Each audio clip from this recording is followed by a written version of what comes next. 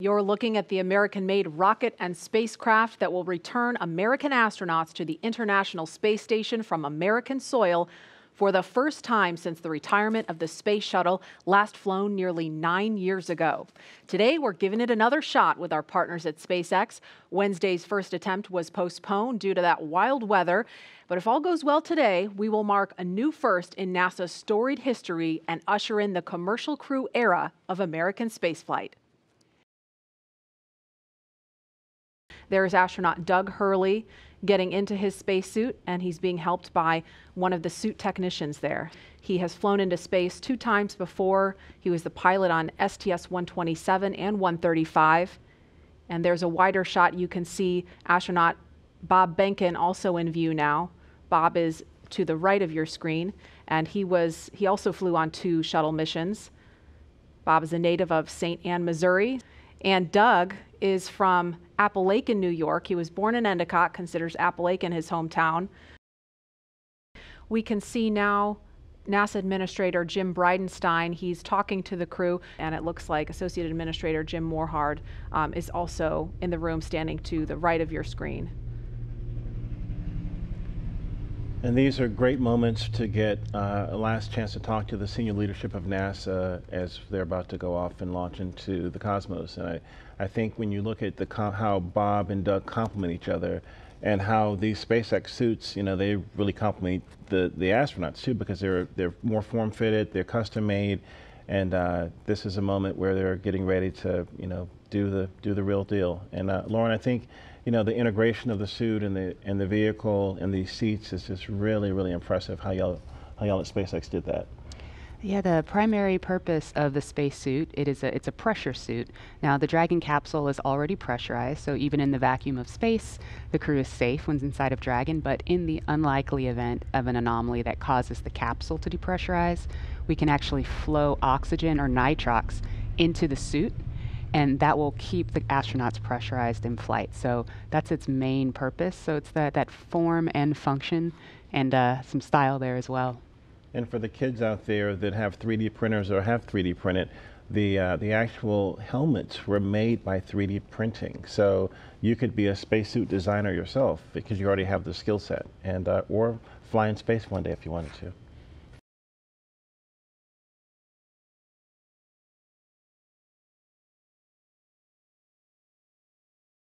And we are looking at a live picture now of Bob Behnken and Doug Hurley walking down that hallway in the astronaut crew quarters. We just saw Doug wave at the screen, and they're just turning the corner, getting inside that elevator. And this, you can't see it from here, but there is a banner hanging there. You can kind of see it in the back. There's a banner hanging on the wall of the elevator with the signatures of all the people who worked on this mission. So it was really important for them to hang that up in there so Bob and Doug could see it. And there the doors are opening. Here they come. Great. And there they are, NASA astronauts. Small crowd, but big cheers. NASA astronauts Bob Behnken and Doug Hurley, Doug on the left, Bob on the right, waving to the crowd there to cheer them on.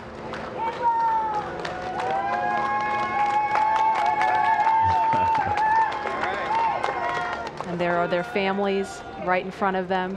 The virtual hugs, a very special moment. Fist bumps. I love you.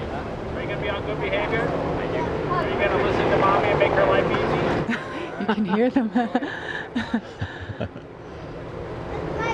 Ready? Let's light this candle, I agree. Launch America! Bye, guys.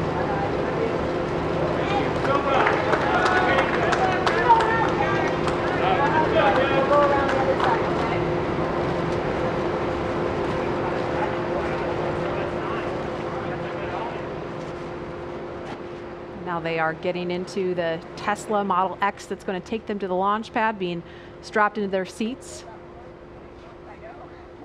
Their suit techs are attaching their umbilicals, so integrated into the Teslas. These are not just any Tesla you can just buy off the web or in a Tesla dealership. They've been outfitted with cooling units, and that white umbilical, similar to what you saw in the suit room, that umbilical is being connected to the suit to provide cooling air to the astronauts while they're on the way to the pad. And those Falcon wing doors are closing. Super sleek. A rapid departure from the Astro van. Yes, I would say so. And their flight surgeon is in the front seat in the passenger side, taking the journey along with them. As I mentioned last time, we always think about the technology and the rockets, but this is what it's all about, the families coming together, supporting the families, us working together as a team to ensure they get up there safely and back home safely for their families.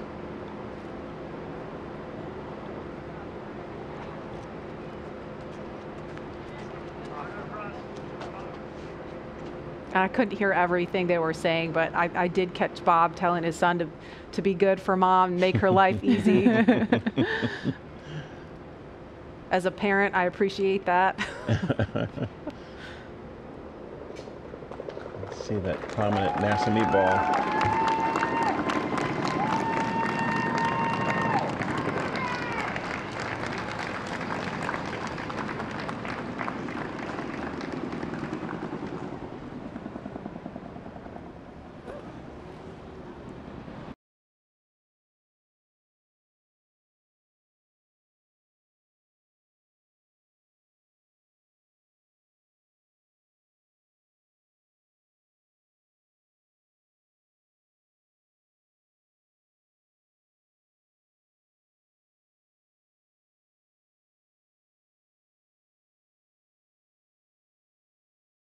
There's our hangar. We process Falcon Heavy in there. There are other boosters in that hangar as well. And the rocket and Dragon that is on the pad right now was put together, or rather finally integrated inside of that hangar and then rolled out to that pad to go up vertical. And there it is. That shot really gives you a sense of the scale of the Falcon 9 rocket. Those Teslas look teeny, teeny, tiny, making their way up there. Yeah, really cool watching the Teslas pull up, driving on the launch pad just a few feet away from the vehicle. This is awesome and getting really excited over here.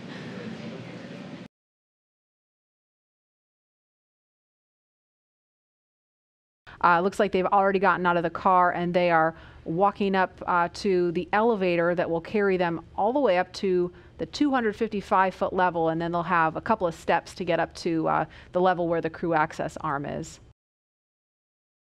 Core on countdown 1 at 2 hours 57 minutes. The crew has arrived at the pad on schedule. There they are, taken in the sight, craning to see the top of the Falcon 9 rocket. It's 230 feet tall if you round up, and then Crew Dragon is another 27 feet from the bottom of the trunk to the top of the nose cone. So when you're out there in person, it's really hard to describe just how large it is. Look at them getting excited. They're ready to get in the vehicle, get in the elevator, and make it to the top.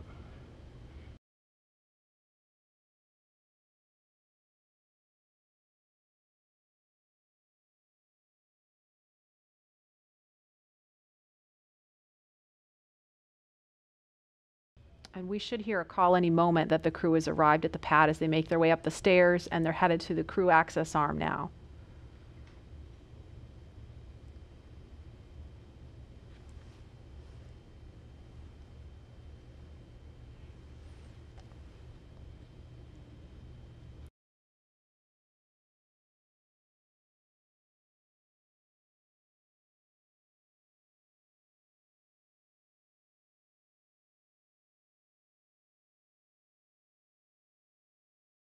So as you can see, they have already arrived at pad 39A, where Falcon 9 will lift off from at 3:22 p.m. Eastern time today. They have ascended the tall structure already, which is next to the rocket, and it's called the fixed service structure, and also have already walked down the corridor, which is known as the crew arm, which is what they're standing in right now. That's right. And as they prepare to board Dragon, they have this one final stop that they're standing in right now, and that's the White Room. The White Room is literally just the room at the end of the crew arm that has an opening into Dragon. It is the last place on planet Earth Bob and Doug are going to be standing before they step into Dragon for their ride to the International Space Station.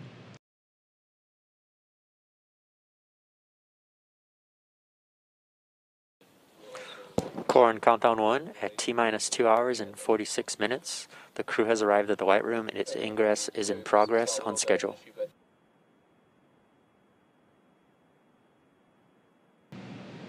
And as they climb into Dragon, they will buckle themselves in and attach their umbilicals to their suits. And as you can see, the suit techs are there to help them get buckled and settled into those seats. And we can see the seats slowly start to rotate. Again, they're in this down position just to make it easier to climb in and out of Dragon. They'll rotate to this launch position to put their backs a little bit more parallel to the ground. It makes taking the G-force a little bit easier for the crew on the way uphill, but most importantly, positions those touchscreens directly in front of them, which is just their gateway into Dragon. Dragon SpaceX seats are in the launch position. We copy. And launch control clear to retract the access arm on time. SpaceX Dragon displays are configured for launch. Copy. Bob, Doug, on behalf of the entire SpaceX team, it's been a huge honor to help you get ready for today's historic mission. Know that we're with you, have an amazing flight, and enjoy those views of our beautiful planet. Thanks, Jay. It is absolutely our honor to be part of this huge effort to get the United States back in the launch business. We'll talk to you for more of it. Thank you. Copy all. Thanks for those words. Falcon 9 is in startup. Dragon is in countdown. FTS is armed for launch. Under a minute now, the FTS, the flight termination system, has been armed. Dragon, SpaceX, go for launch. SpaceX Dragon, we're go for launch. Let's light this candle.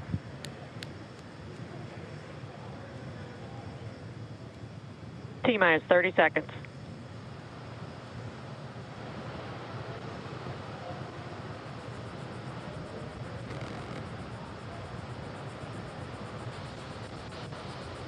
Stage 1 tanks pressing for flight. T-minus 15 seconds. 10, 9, 8, 7, 6, 5, 4, 3, 2, 1, 0. Ignition. Liftoff of the Falcon 9 and Crew Dragon. Go NASA, go SpaceX, Godspeed, Bob and Doug. America has launched. One Alpha. And so rises a new era of American spaceflight, and with it the ambitions of a new generation continuing the dream. 20 seconds into flight, stage 1 propulsion is nominal.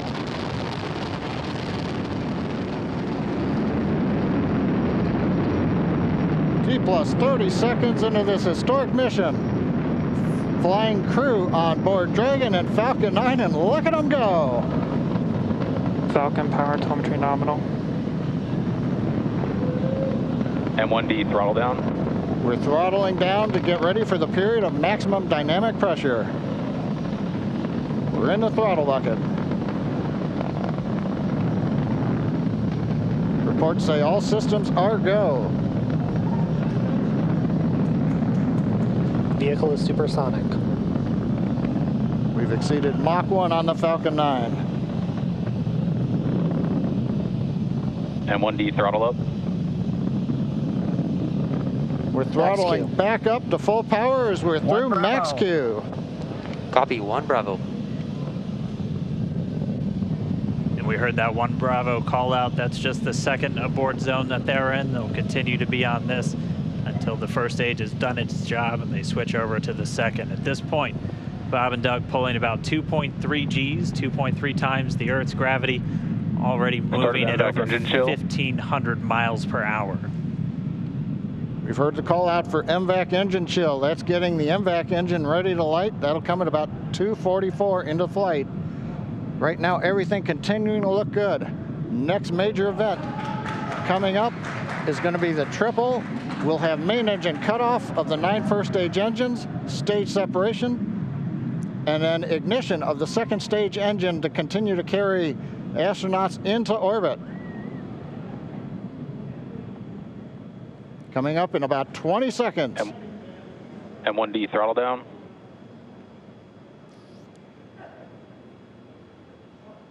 We heard we're throttling down the Merlin engines on the first stage.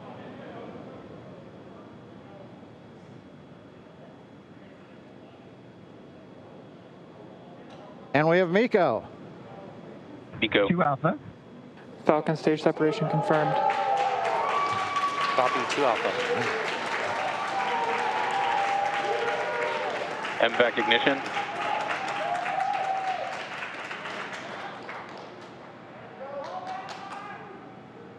All right, we have stage separation confirmed. The first stage beginning its flight back. The second stage being powered by that single Merlin 1D vacuum engine has ignited and is now carrying Bob and Doug into orbit. So they're going to continue under the power of this second stage. Stage 2 propulsion is nominal.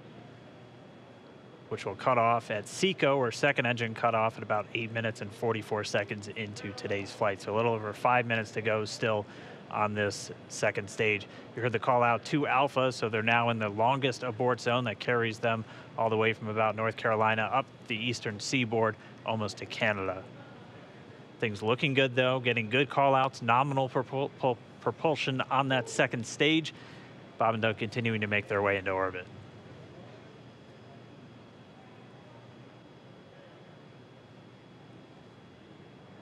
Dragon SpaceX nominal trajectory. Acquisition of signal in Bermuda. SpaceX Dragon nominal trajectory. All right, here in nominal trajectory, so Dragon pointed in the right direction, continuing to make their flight uphill. Heard acquisition of signal Bermuda. That's one of the other ground stations that they're using to get telemetry and data back from this spacecraft. Stage 2 propulsion is still nominal. And while they continue uphill, looks like we are getting a view of the first stage as well.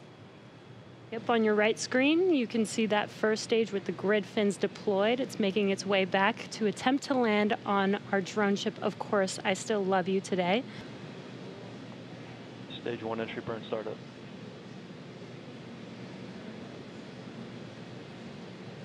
And there is that entry burn beginning.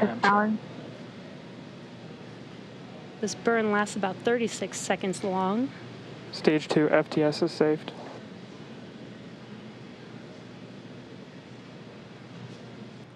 Now we are waiting for our first stage to make its way to our drone ship, Of Course I Still Love You. Dragon SpaceX nominal orbital insertion. Launch escape confirmation, nominal Dragon orbital copy, insertion. nominal orbital insertion. Deploy. And what you're seeing on your screen is a live view of our drone ship, where our first stage will be coming down. Looks like we lost that live view, but we'll wait for confirmation of that landing shortly here. Falcon 9 first stage is successfully landed. And there you can see on your screen, Falcon 9 has landed. This is the first Falcon 9 to carry humans to orbit, so very exciting for us. And as you can see on your right screen, Bob and Doug are still making their way to their targeted orbit. M1D to recovery 1. So exciting today. M1D. It doesn't stop. It does not stop. All right, we did hear again that call out, good orbital insertion, so that means Falcon 9 and Dragon right now exactly where they're supposed to be. M1D to FRC on recovery 1. And it's right at about 12 minutes when Dragon will separate. Looks like we saw a 0G indicator floating around there. I know Bob and Doug owe us a little bit about what exactly that is that they brought up with them.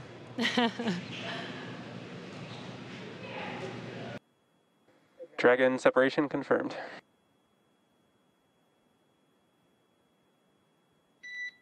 Countdown 1 is unmerged.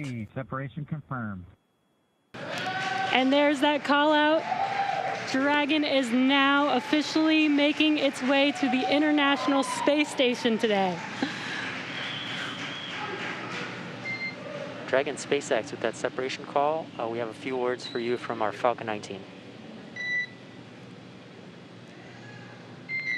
Standing by.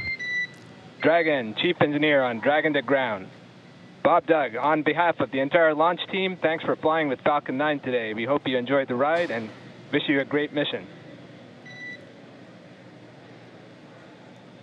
Thanks, Bala. Congratulations to you and the F9 team for the first human ride for Falcon 9, and it was incredible. Appreciate all the hard work, and thanks for the great ride to space.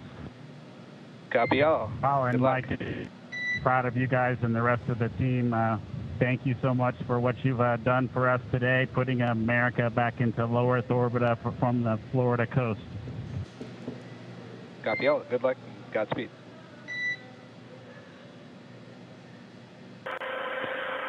Well, everyone, welcome aboard Dragon. My name is Doug. Next to me is Bob. You probably know him. We're so glad to be with you this evening and welcome you on board Dragon. Got a couple things we want to talk about first before we kind of show you around. The first is kind of a tradition we've had over the years with spacecraft going way back to the Mercury era. And then a tradition that's been carried on ever since with all our space vehicles, including the Soyuz. We're given the honor to name this capsule. I know most of you at SpaceX especially know it as Capsule 206, but I think all of us thought that we could maybe do a little bit better than that. So without further ado, we would like to welcome you aboard Capsule Endeavour. We chose Endeavour for a few reasons. One, because of this incredible endeavor NASA, SpaceX, and the United States has been on since the end of the shuttle program back in 2011. The other reason we named it Endeavour is a little more personal to Bob and I. We both had our first flights on Shuttle Endeavour, and it just meant so much to us to carry on that name. That's what we decided to go with. So we hope you enjoy that name, and once again, welcome on board. Well, good evening, everybody, and welcome aboard Endeavour, the SpaceX vehicle headed to the International Space Station. Today, we accomplished the first flight off the Florida coast in quite some time, and Doug and I were really proud to have an opportunity to be a part of that. We're doing it in a brand new spaceship, a spaceship that's a lot different than its namesake Endeavour, the space shuttle, in that it has touch display screens that allow us to accomplish most of the interfacing requirements that we have. We'll have Doug pans over and points at the display in front of me. You can see the forward view that we had during the maneuvers that we most recently did. You can look out the window. It looks like the centerline camera doesn't have a lot of content on it now. We're kind of pointed into space so that the windows can see the Earth below us. But we've got the capability to interface with the vehicle, and it's kind of interesting. There's a command. This little button over here is actually what the commands are for our displays. One thing that does get lost is there is a extensive button panel down below as well. So over on this side, we can turn the displays on and off, as well as send some commands for some contingency situations. On the other side, we have the ability to deploy chutes and things like that on entry. So we do have some buttons, but the primary interface is these displays. So nice, new, modern cockpit that we've got for our compared to our namesake, the Space Shuttle Endeavour. I'm going to migrate a little bit away from our seats here, and Doug from his seat is going to continue to try to follow me so you can tell what can be seen from the seat that he sits in. So from his seat, when he is inside in the vehicle, strapped in, this is what his view actually looks like. You can see a window off to the one side. We each have a window that we can view out and see what's going on outside. That was exciting on ascent for us to be able to see the arm rotate away from the pad, and that's when we both, I think, knew that we were going to launch today. So that was super cool. I've got one on my side as well. The hatch that we came in is the hatch that's right behind me. It is a little bit of a tight quarters, but I'm going to try to demonstrate some of the capability that we have now that we're in zero gravity. So I think I was requested to do a backflip. I'm going to kind of do a side spin, which is a little bit of a permutation on that request. So hopefully you can see what it's like to actually float in zero gravity. And Doug and I are super excited that we got the opportunity to do this again today, even before the end of May. So that was super cool. We did, it turns out, end up with one stowaway on board our vehicle when we launched today. It was not just Doug and I who accomplished the launch here. We do have an Apatosaurus aboard. We both have two boys who are super interested in dinosaurs. And we collected up all the dinosaurs between the two houses, and Trimmer, the Apatosaurus, got the vote from the boys to make the trip into space today with us. And so that was a super cool thing for us to get a chance to do for both of our sons, who I hope are super excited to see their toys floating around with us on board. I'm sure they would rather be here given the opportunity, but hopefully they're proud of this as well.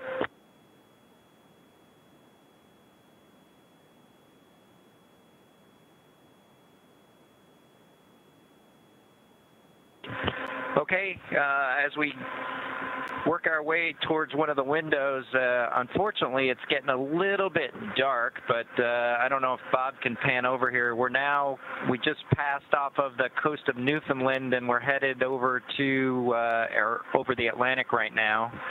I don't know if you can get a good picture of that.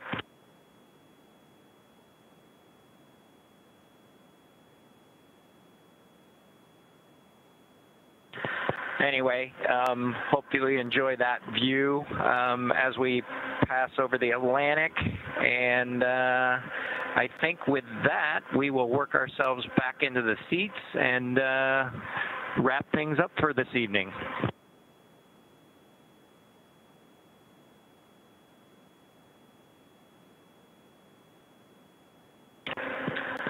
So Doug's there, making a nice big smile for the camera.